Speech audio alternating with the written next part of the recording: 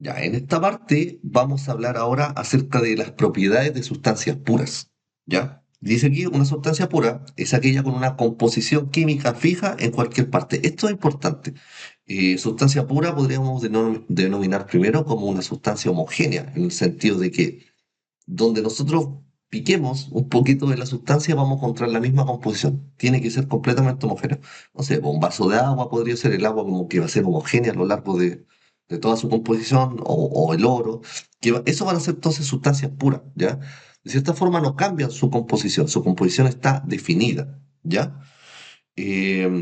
Ahora no sé, pues, si nosotros viésemos el aire, ¿ya?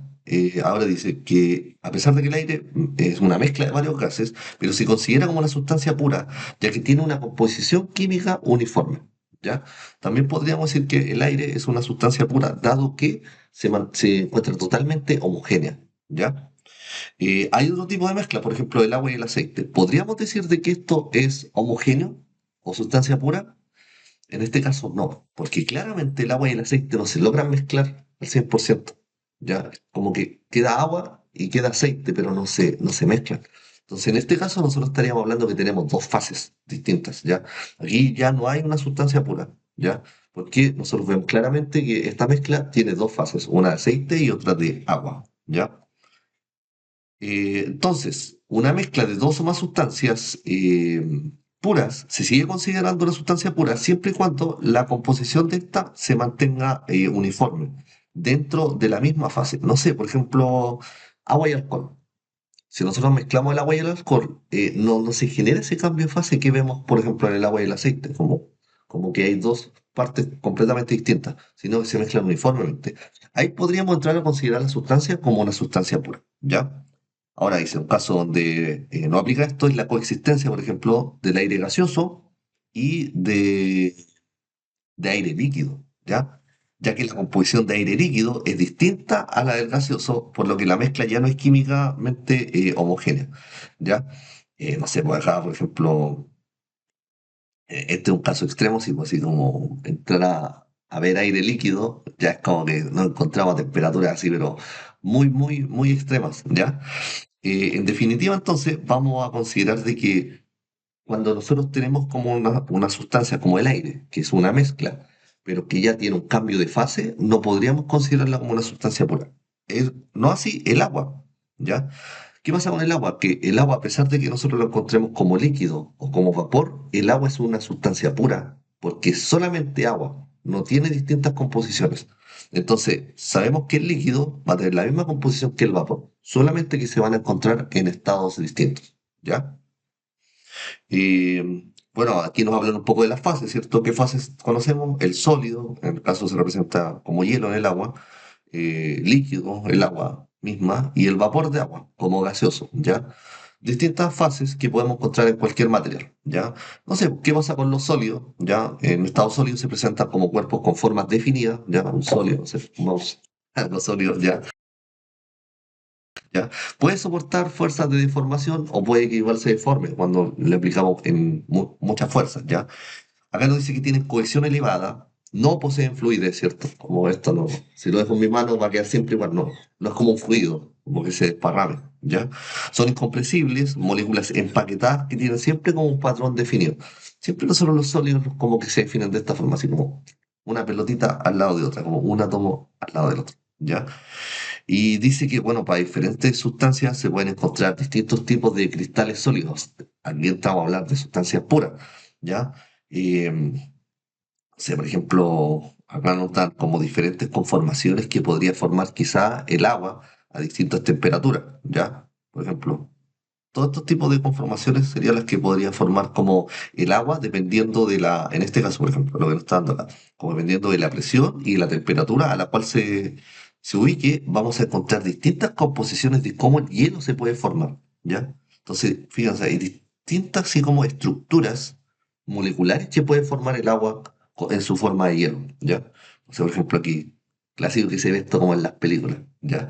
Pero esto se da bajo ciertas condiciones, ¿ya? Y eso es porque no siempre estamos como a la misma presión o a la misma temperatura, ¿ya? Entonces, todo esto va a depender y creo que se entienda que una sustancia sólida, por lo general, a nivel molecular, siempre genera este tipo de estructuras, cuando estamos hablando como de sólidos puros, ¿ya? Ahora, digámoslo así, esto que tenemos acá, que es un mouse, eh, ya no entra así como en la categoría como de cristales, dado que ya esto entra como en composiciones distintas. Aquí tenemos como polímeros, ¿ya? Lo mismo aquí podríamos hablar como de papel, ¿ya? O un cuaderno, ¿ya? Que ya entramos a hablar como de polímeros y entran como en juego otras como tipos de composición a nivel molecular. Si nosotros estamos en estricto rigor analizando como moléculas que no forman polímeros entre sí, debiésemos ver como estructuras cristalinas. Y esto se ve más como en sustancias iónicas, ¿ya? No voy a ahondar mucho en eso, pero quiero que se entienda como de que cuando estamos en estado sólido, ¿ya? Nosotros siempre vamos a tener como un patrón regular con el cual se forma como una malla de sólidos, como cómo se conforman, cómo se estructuran los átomos en una estructura sólida, ¿ya? Algo como esto que uno lo representa como un átomo al lado del otro. Esto tiene un poco más de complejidad dependiendo de la sustancia que analicemos. Ya, propiedades de sustancia pura ahora vamos a analizar el líquido, ¿ya? ¿Qué pasa con el líquido? Ya, ahora incrementando la temperatura del sólido, este debería cambiar de estado y pasar a ser un líquido.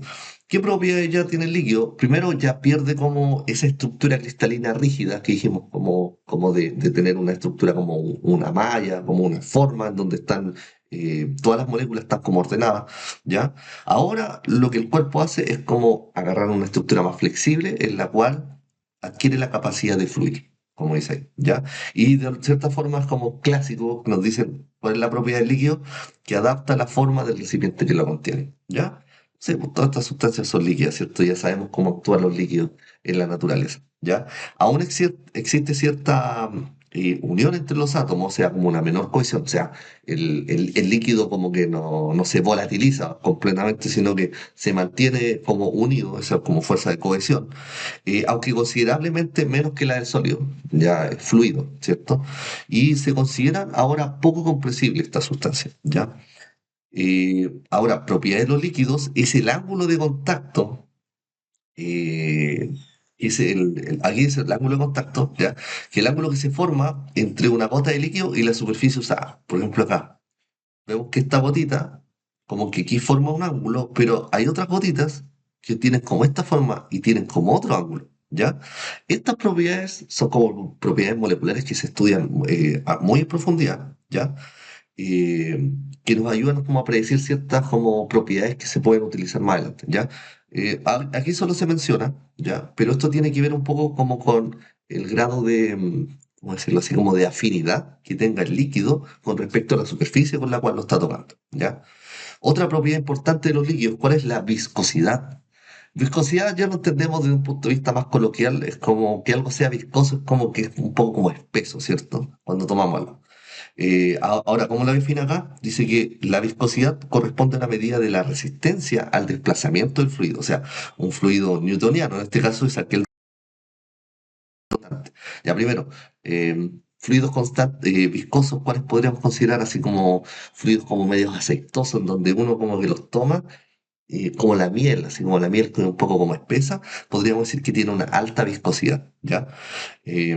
Ahora, lo que se considera fluido newtoniano es que tenga la viscosidad constante, pero hay muchos otros fluidos que son no newtonianos que presentan variaciones en su viscosidad, ¿ya?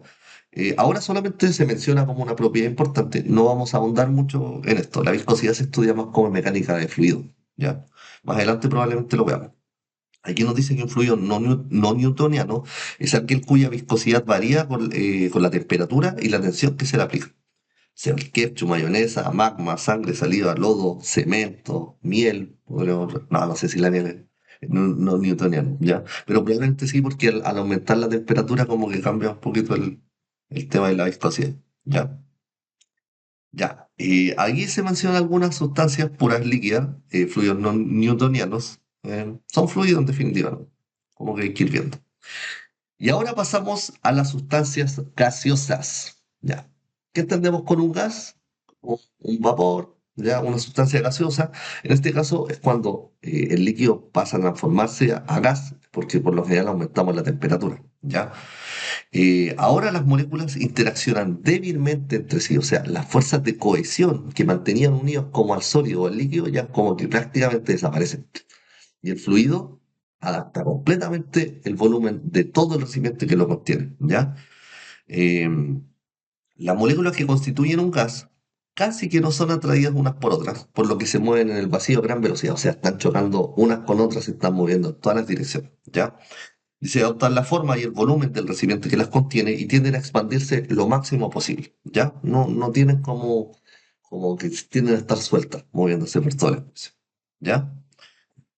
Son fluidos que se pueden comprimirse fácilmente debido a que existen enormes vacíos, ya entre ellas entonces es más fácil generar como las expansiones o las compresiones en los gases. Por eso es que muchas veces vamos a estudiar los fluidos como gases en termodinámica, ya que nos permiten experimentar estas deformaciones, ¿ya? Al igual que los líquidos, también presentan viscosidad, pero un gas tiene viscosidades muy bajas, ya prácticamente las vamos a considerar como nulas. Eh, de ahí que nos dice que la teoría cinético molecular de los gases explica el comportamiento y las propiedades macroscópicas de los gases a partir de una descripción de los procesos moleculares microscópicos. No, aquí se ocupan unas variables, vamos a pasar un poquito largo. Además de estos tres estados, también existe otro que podría considerarse como el plasma, ¿ya? El cuarto estado de la materia, que es similar al gaseoso, pero las partículas están eléctricamente cargadas. Y el plasma es un gas ionizado, ¿ya? Y son muy buenos conductores eléctricos, ¿ya? También están otros como el condensado de Bose-Einstein, que sean ciertos materiales a temperaturas cercanas al cero absoluto, ya podríamos considerarlo como otro estado de la materia, ¿ya? Se caracteriza ahí por superconductividad. Condensado fermiónico, también a temperatura cercana al cero absoluto y se caracteriza por una superfluidez. O plasma de quarks o gluones se da cuando la temperatura y la densidad son muy altas y consiste en que los quarks, quarks libres y gluones, ya, pero que estamos entrando ya en como a nivel dentro de la molécula y adentro de los protones, estamos metiéndolo con los quarks, ya, estos no vamos a estudiar esta parte, ¿ya?